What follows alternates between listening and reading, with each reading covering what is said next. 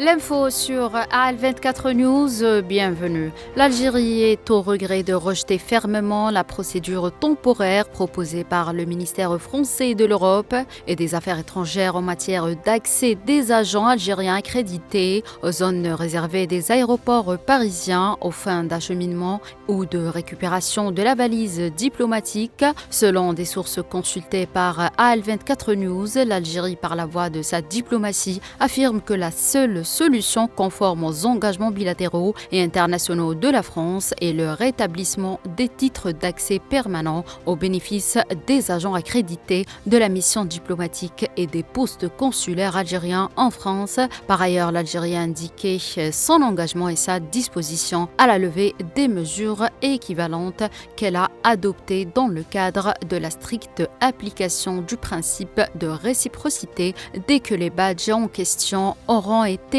rétablis.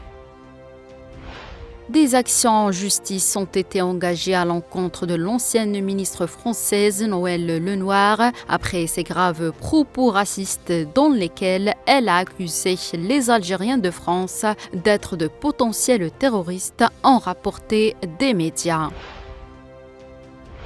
Le ministère palestinien des Affaires étrangères et des expatriés a salué hier l'annonce du Premier ministre australien Anthony Albanese selon laquelle son pays entendait reconnaître officiellement l'État de Palestine lors de la 80e session de l'Assemblée générale des Nations unies en septembre, la qualifiant de position courageuse et historique.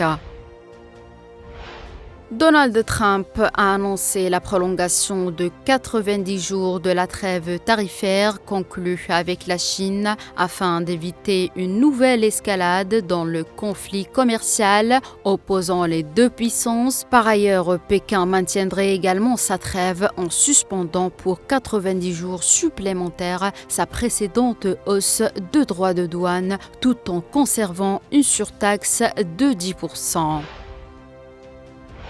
Et enfin, et à 3 jours du sommet Trump-Poutine en Alaska, les chefs d'État et de gouvernement des pays membres de l'Union européenne, à l'exception du Premier ministre hongrois Viktor Orban, ont réaffirmé ce mardi la nécessité pour l'Ukraine de pouvoir choisir son avenir. C'est la fin de cette édition. Merci de l'avoir suivi.